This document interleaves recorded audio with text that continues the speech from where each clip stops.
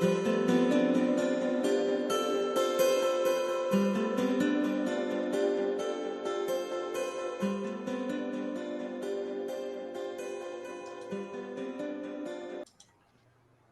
right. Hello, everybody. Welcome back to yet another episode of Ty's Take. Dave here, along with Ty Rade, our space marine turned space advocate, who's here on Earth. She doesn't exactly know how she got here, but she is here, and she is not going to let us, if she has anything to do with it, she's not going to let us repeat some of the same mistakes that happened on her planet. No thanks. And to help her with that, she is coming up to speed on exactly what is going on here on this planet. And that way she has a better idea of where we're at, what we're up to, and where we might be able to fix ourselves before we start to head down, the wrong path. So Ty, we'll let you take it away again with more questions.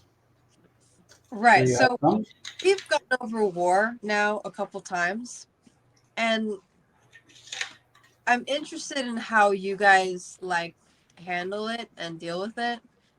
You've now mentioned and kind of talked about war as if, people can just, change their minds and decide not to do it. Yeah. I think it's a great idea. But do you think that that's realistic at all? Just yeah. It is a bit simple.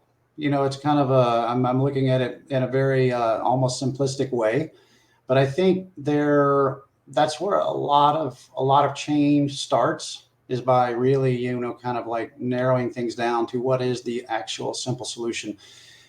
There's billions of us on this planet, 8 billion to be exact. And so the complexities, yeah, 8 billion. I know you guys didn't have quite that many, right? Because you were mostly killing each other all the time. So, we let a lot more of us live, and we have grown. Right. Yeah, no, it's a very good thing. It's a very good thing. What that means, though, is it means a lot of extra complexity. Just you think of the interpersonal relationships between just two people, let alone, a group of people. The complexities just kind of grow exponentially as you add more and more people to the equation. So with 8 billion of us plus 8 billion across different countries, different politics, different beliefs, different creeds, different, upbringings, different cultures, there are a lot of ideas, a lot of differing ideas, and a lot of things going on. The idea that we could all just simply decide to pay attention to space collectively and stop doing a lot of the other things that we're doing that tend to set us back is a bit of a simple-minded kind of view. But, in the last episode, I talked about a playground. I used a playground analogy, and I do believe that simple solution is possible, and it just is going to take the right decisions. There's nothing fundamentally different between a billion people or 10 people, other than those complexities, Right. When you get right down to it, we all need and want mostly the same things. And it benefits all of us to focus on space and to work on getting mankind out there and off of this planet. The ability to get off this planet, not again, and we've talked about this too, not trying to escape Earth, but trying to come up with solutions and ways to go elsewhere and to expand beyond this one small sandbox. So I think it's possible. Do I think it's realistic? To answer your question, probably not. But what I think will happen, I think if people like us, like 40 Sons, like others, if others begin to kind of pick up that mantle like you,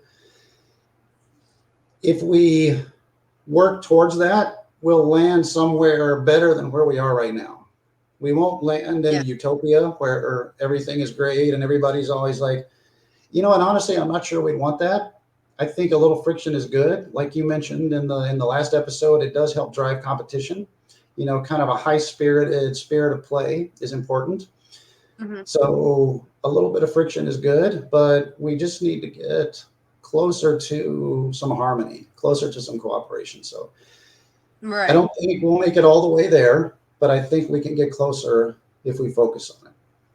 So then what about in the idea of like this whole sandbox analogy that you've now mentioned, a few times? Yeah. With that spirit of fighting, but without fighting. Yeah, What like about a game, like a very high intensity game. Yeah. competitive games, not to like push each other down, but with that same spirit, and they could flow in a different way? Yes. That is exactly, I think you just summarized exactly what I was failing to summarize. I did my best, but I think you just summarized it better than I did. And that's exactly what we're looking for, is that a better form of competition, healthy competition versus conflict, let's call it. The difference is, Okay. I mean, and the difference is with conflict, there's always fallout. There's negative fallout. There's things you got to fix. You look back at any of our last, our big wars, World War II, World War One, there was so much to fix after it was done, and so conflict tends to lead to a lot of breaking things, a lot of injury, a lot of death. None of that is great, Yes, it can also drive competition and it can drive progress, but it also sets us back. So what I'm advocating and what we're advocating is healthy competition without the conflict, or without as much conflict, and everything that goes with, a healthy competitive environment. When it's good competition like that, yes. As you I mentioned, mean, say it again. as you mentioned before. Yes, I know. I mentioned anybody who's watching all these videos is probably by now going, this guy keeps, repeating himself. What is he? He keeps saying a lot of the same things. Each time I try to say something new, but I'm always going back and kind of repeating the old stuff.